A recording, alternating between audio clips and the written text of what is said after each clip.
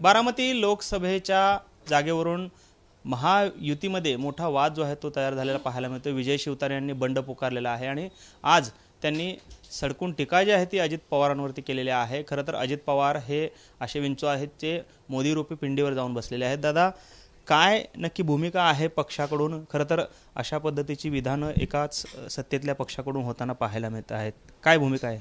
काय आहे की विजय शिवतारेंना निवडणूक लढवायची असेल तर त्या ठिकाणी आम्हाला काही त्या ठिकाणी ऑब्जेक्शन घेण्याचं कारण नाही। लोकशाहीमध्ये प्रत्येकाला निवडणूक लढवण्याचा अधिकार आहे, तो लढवू शकतो।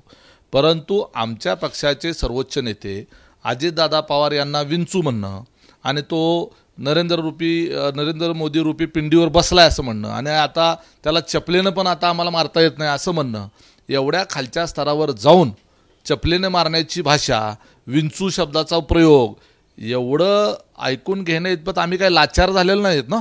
काय तुम्ही अजूनही पालकत्वाची वाट पाहताय? 95,000पेक्षा अधिकच्या कुटुंबाचे आयुष्य आनंदाने भरले आहे। आजच कॉल करा आणि मिळवा फर्टिलिटी ट्रीटमेंटवर सूट आणि सर्वांना द्या आनंदाची बातमी। विजय शिवतारे हे शिवसेनेचे ज्येष्ठ नेते आहेत, माजी मंत्री आहेत आणि महायुतीचे घटक पक्षातले ते नेते आहेत। तर माननीय मुख्यमंत्र्यांना आम्ही यापूर्वीच विनंती केली की विजय शिवतारेंची ताबडतोब हकालपट्टी करा। मग जर विजय शिवतारेंना समज दिली, आम्ही बातम्या ऐकल्या, विजय शिवतारे साहेब मुख्यमंत्र्यांना भेटले, बातम्या ऐकल्या, मग पुढं काय? विजय शिवतारे थांबायलाच तयार नाही आहेत आणि एका बाजूला नरेंद्र मोदींना पंतप्रधान करायचं आहे असं म्हणायचं आणि दुसऱ्या बाजूला महायुतीतलाच एक घटक जर अशा पद्धतीनं त्या ठिकाणी महायुतीमधल्या एका खासदाराला अडचण निर्माण करण्याची काम करत असेल आणि आमच्या नेत्यावर जर या स्तरावर जाऊन टीका करणार असेल तर निश्चितपणे महायुतीमध्ये राहायचं का नाही हा विचार आम्हाला करावा लागेल। कारण का आम्ही काय लाचार नाही झालेलो एवढं की त्या ठिकाणी आम्ही ह्यांनी काय पण म्हणायचं आणि आम्ही तसंच आपलं सहन करायचं, अजिबात असलं चालणार नाही। विजय शिवतारेला निवडणूक लढवायची तर लढू द्या, अजून कोणाला लढवायची तर लढू द्या। ह्या शिवतारेला 3 बायकापैकी एका बायकोचं जरी मत मिळालं ना तेवढं पुरेसं आहे, त्यामुळे आम्हाला त्याची लायकी काय आहे ते माहीत आहे। पण मग दादा, तुम्ही जसं म्हणताय की शिवसेनेचे नेते त्यांना समज देत आहेत पण पुढे काहीच होत नाही, ह्याचा नक्की अर्थ काय आहे? कारण मुख्यमंत्र्यांनी स्वतः बोलवून त्यांच्या सर्वोच्च नेत्यांनी बोलवून सांगितलं तरीही काही फरक पडत नाही आहे। आता तर ते निवडणूक लढवण्यावर ठाम आहेत, आज त्यांनी भूमिका घेतलेली आहे। काय नक्की शिवसेनेतून काही प्रेशर पॉलिटिक्स चालू आहे का किंवा काय वाटतंय? हे पहा, महाराष्ट्रातून जे काही खासदार महायुतीमधून निवडून जातील त्याचं निश्चितपणे त्याची संदर्भातली सर्वोच्च जबाबदारी माननीय मुख्यमंत्र्यांची आहे। जास्तीत जास्त खासदार निवडून आले तर निश्चितपणे माननीय मुख्यमंत्र्यांना त्याचं क्रेडिट जाणार आहे। ठीक आहे, बाकी आमच्या पक्षाकडे आमचे जर जास्त निवडून आले तर आम्हालाही मिळेल, देवेंद्र फडणवीस साहेबांना त्यांच्या पक्षाच्या वतीने मिळेल। पण एकूण महाराष्ट्र म्हणून जर विचार केला तर राज्याचे प्रमुख म्हणून मुख्यमंत्र्यांना त्याचं श्रेय जाणार आहे जास्तीचे खासदार निवडून आले तर। आणि मुख्यमंत्र्यांचाच माणूस, त्यांच्याच पक्षाचा नेता जर अशा पद्धतीने वागत असेल आणि इतक्या खालच्या स्तरावर जाऊन जो महायुतीमधला प्रमुख घटक पक्ष आहे, राज्याचे जे उपमुख्यमंत्री आहेत त्यांच्यावर जर या स्तरावर जाऊन टीका करत असेल तर ही गंभीर बाब आहे ना।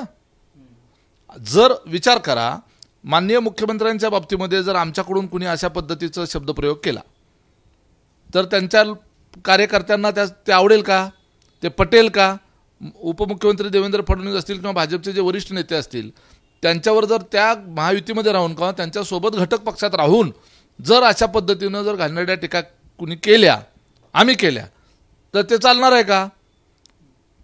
तसंच आज महायुतीचं घटक म्हणून जर विजय शिवतारे आहेत आणि ते ज्येष्ठ नेते आहेत आणि तरी ते अजितदादांचा विंचू आणि चप्पलनी मारू अशा पद्धतीचा उल्लेख करत असेल तर ते राष्ट्रवादी काँग्रेस पार्टीचा कार्यकर्ता सहन करणार नाही। एक वेळेस या महायुतीमधून बाहेर पडलेलं परवडेल, परंतु असल्या घाणेरड्या टीका आम्ही सहन करणार नाही। त्यामुळे अजून विनंती आमची, ताबडतोब विजय शिवतारेंची हकालपट्टी करा। हकालपट्टी केल्यानंतर त्यांना काय करायचं ते करू द्या। मग शिवसेनेला आपण काही अल्टिमेटम वगैरे देणार आहात का? 2 दिवस, 4 दिवस, 5 दिवस असं काही अल्टिमेटम असणार आहे राष्ट्रवादीकडून? अल्टिमेटम वगैरे काही आता द्यायची वेळ तरी आहे का? लोकसभेची निवडणूक जाहीर झालेली आहे, आता उमेदवार 2 दिवसामध्ये सगळं फायनल होईल, प्रचाराला लागायला लागेल आणि हे एकट्या शिवतारेच्या कुठं नादा लागत बसता? यामुळं वातावरण कलुषित जे काही होतंय आणि राष्ट्रवादीच्या संबंध महाराष्ट्रभरातल्या कार्यकर्त्यांना उद्याच्याला जिथं कुठं शिंदे साहेबांचे खासदारकीचे उमेदवार आहेत त्यांना त्यांचा प्रचार करू वाटेल का? त्यांना जर त्यांच्या पक्षाचा नेता जर आमच्या नेत्याला अशा पद्धतीनं बोलत असेल तर त्यामुळे हे तातडीनं होण्याची आवश्यकता आहे।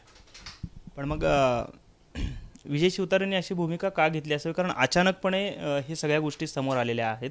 खरं तर अजून उमेदवारी जाहीर झालेली नाही आहे किंवा जागांचं वाटप देखील अद्याप स्पष्ट झालेलं नाही. मग शिवतारेने अशी भूमिका कोणाच्या सांगण्यावरून घेतली का, किंवा विरोधी जे कोणी नेते आहेत तिथले त्यांच्या सांगण्यावरून घेतले? कारण त्यांची भेट झाल्याचं देखील चर्चा होती. हे पहा, विजय शिवतारे मुळात यापूर्वी एकदा निवडणूक लढवली होती, मुंबईमधून डिपॉझिट गेलेलं होतं. अजितदादांनी एका वाक्यामध्ये मागच्या वेळेला त्यांची आमदारकी घालवली. त्यामुळे त्यांना ते दुःख आहे, शल्य आहे की अजित पवारांमुळे माझी आमदारकी गेली. ठीक आहे, पूर्वी आम्ही विरोधात होतो, आम्ही भाजपच्याही पूर्वी विरोधात होतो, पण आता एकत्र आल्यानंतर राजकारणामध्ये समीकरणं बदलल्यानंतर त्या ठिकाणी आपण सार्वजनिक व्यासपीठावरच्या भूमिका ज्या आहेत त्या ठिकाणी आपण काही मर्यादेत घेतल्या पाहिजेत. तुमचे काही प्रश्न असतील तर तुम्ही बंद दाराआडच्या खोलीमध्ये चर्चा करून तुम्ही मांडू शकता. जाहीरपणे तुम्ही बोलताय, फक्त विजय शिवतारे अजितदादांबद्दल आणि टीका करतायत म्हणून त्यांना आज प्रसिद्धी मिळते आणि त्याच्यामुळे ते हवेत चाललेले आहेत. जाऊ द्या त्यांना हवेत.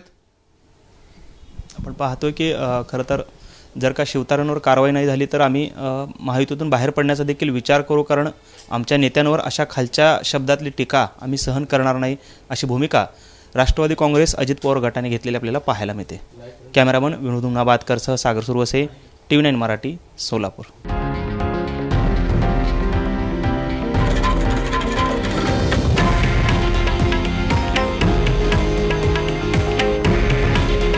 हे आहे देशातील नंबर 1 न्यूज नेटवर्क आणि आपण पाहत आहात TV9 मराठी. काळजी तुमची, हित महाराष्ट्राचं.